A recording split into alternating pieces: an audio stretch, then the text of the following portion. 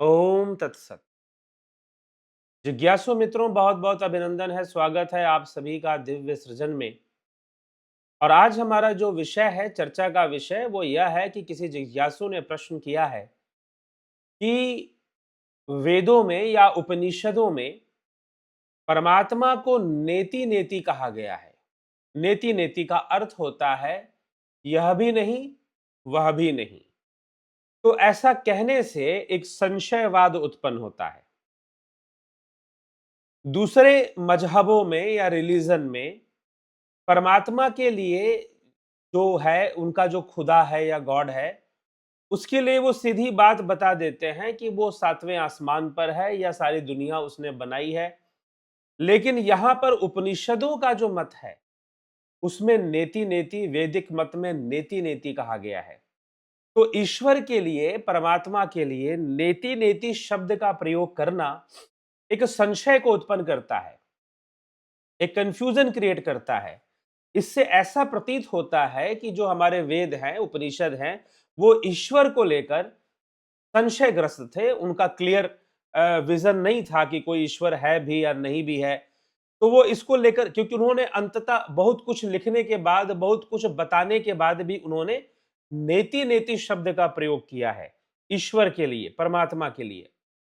तो नेति नेति क्यों कह दिया गया?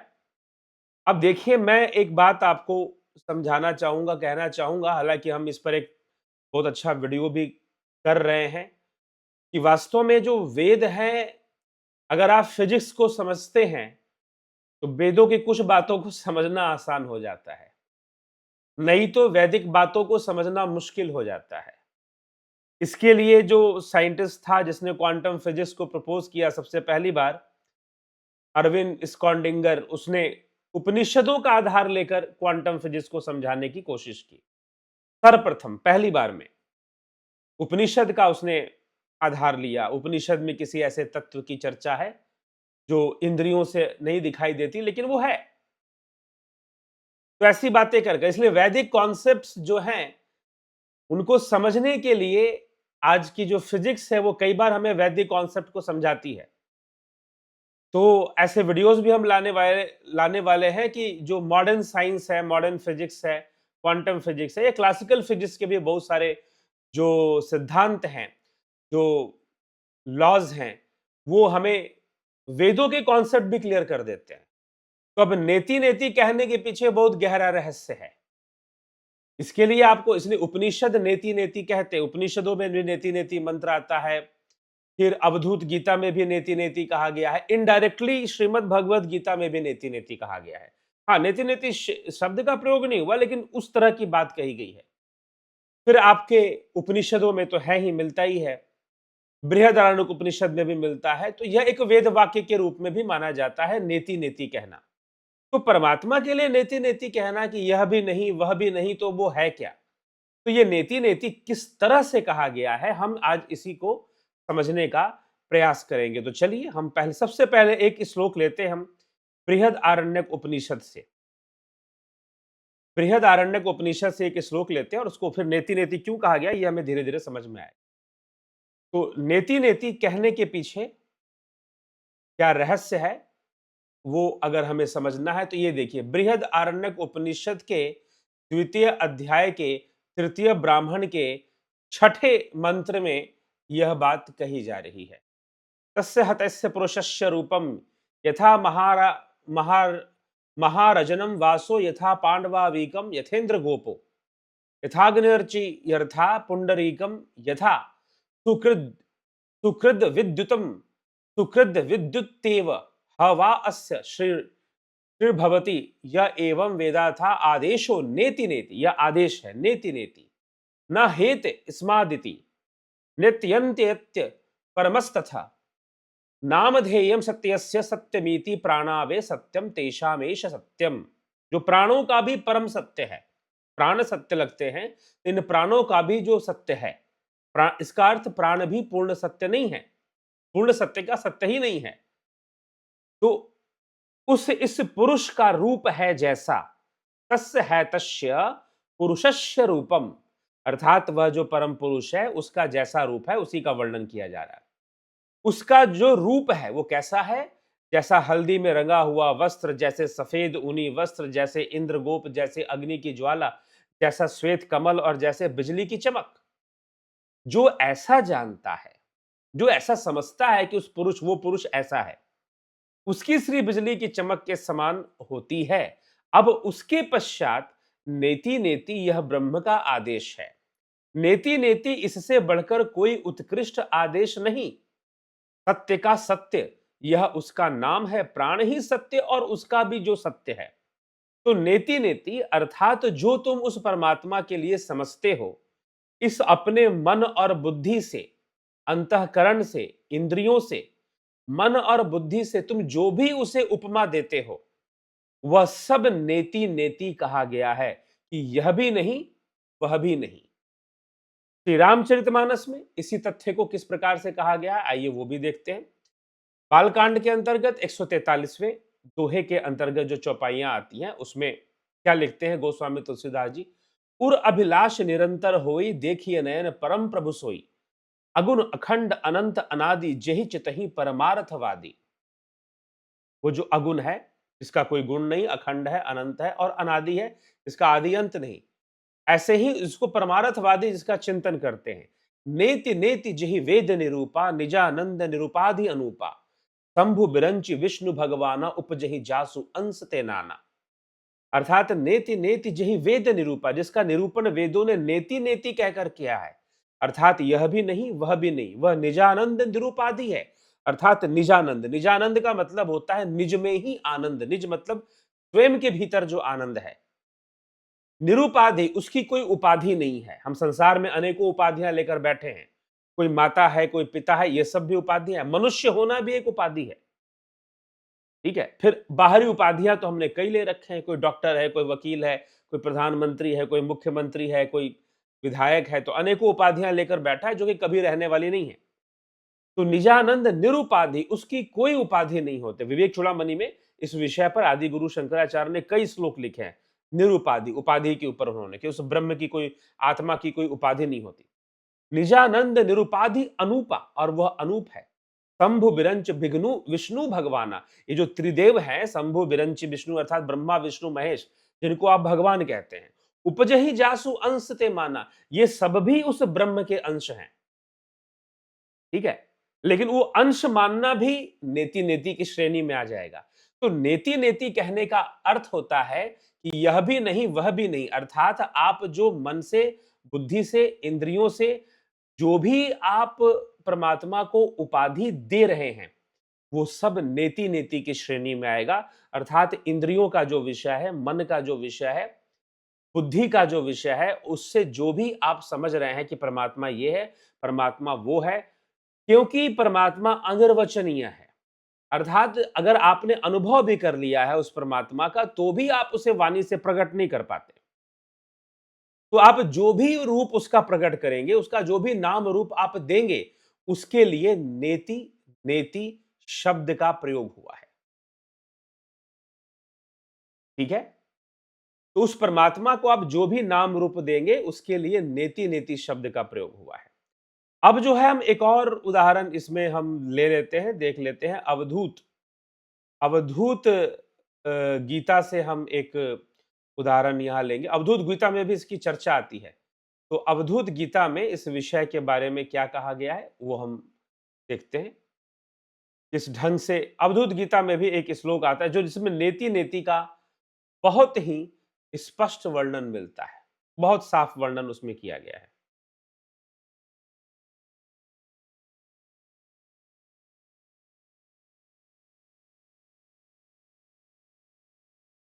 तो उसको भी हम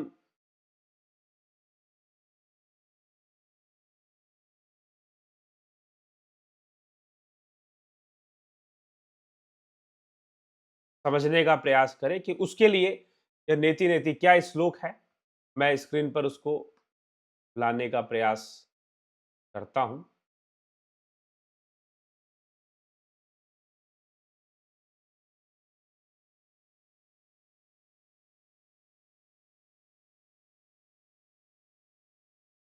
तो अवधूत गीता कहती है, अवधूत गीता का जो श्लोक है वो क्या कहता है देखिए।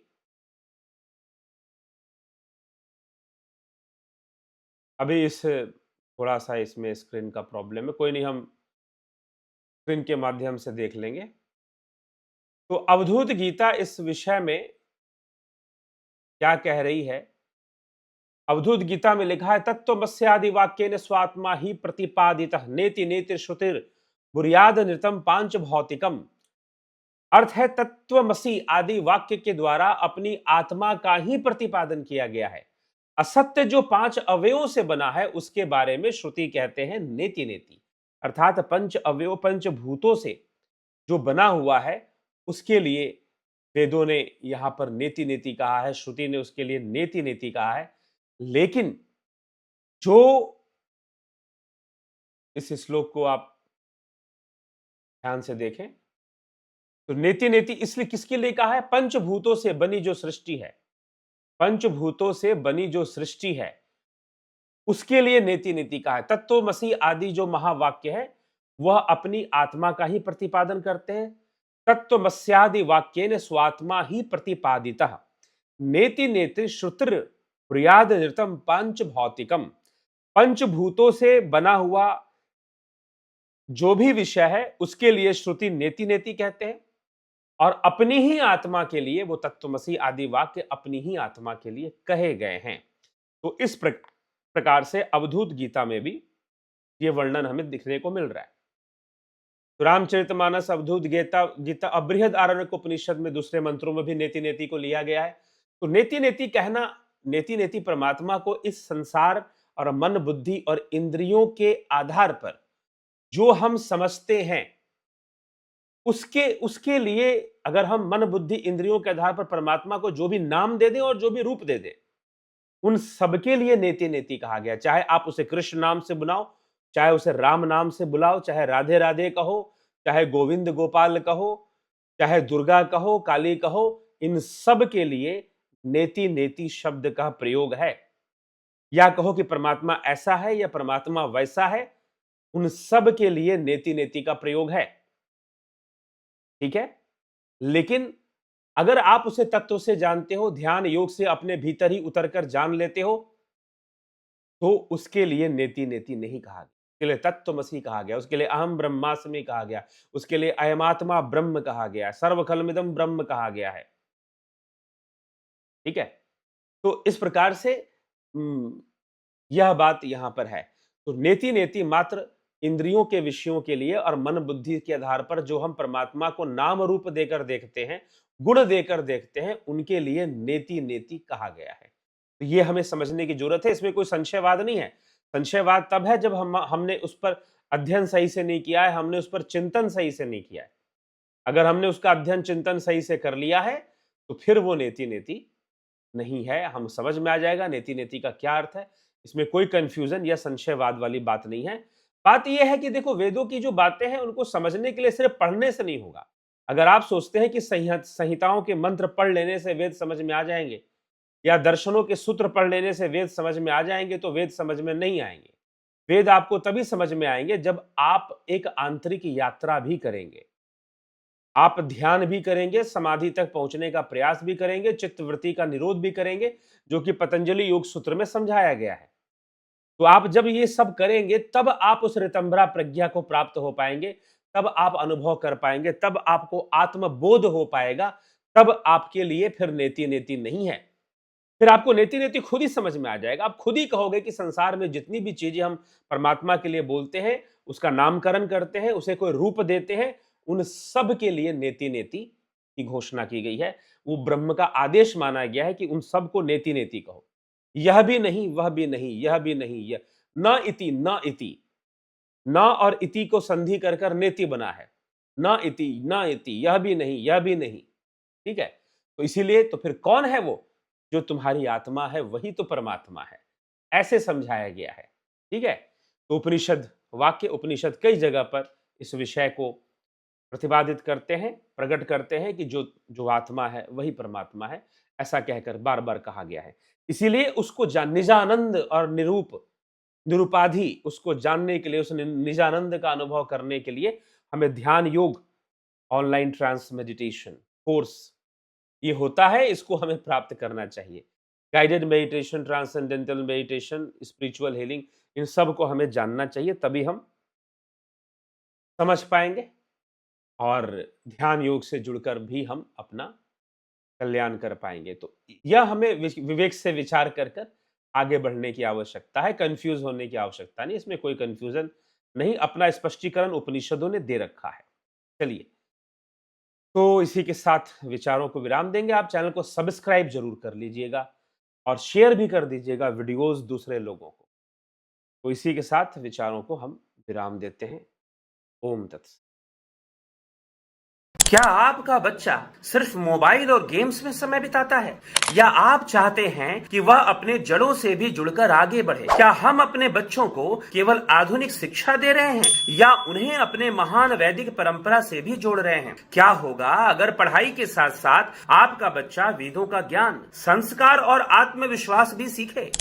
भारत की संस्कृति वेदों का ज्ञान सिर्फ इतिहास नहीं है, बल्कि जीवन जीने की कला है। और आज के युवाओं में सबसे बड़ी कमी इसी बात की है कि उनके पास जीवन जीने की कला ही नहीं है। और इसी कारण से आज का युवा कभी डिप्रेशन की ओर, तो कभी नशे की ओर, तो कभी आत्महत्या की ओर अपने कदम बढ़ाते हुए दिखाई देता है, जो कि एक भयावह स्थिति है युवाओं की। और इसी का ध्यान रखते हुए हम लेकर आए हैं वैदिक ज्ञान ओलंपियाड।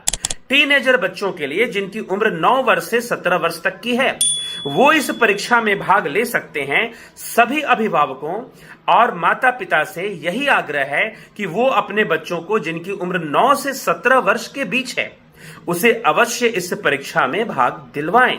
इस परीक्षा के अंतर्गत 2 लेवल्स में एग्जामिनेशन होंगे। पहला होगा 19 अप्रैल 2026 को ऑनलाइन एमसीक्यू टेस्ट। जो बच्चे 75% अंक के साथ एमसीक्यू पास करेंगे, उनको फिर क्विज कंपटीशन में बुलाया जाएगा।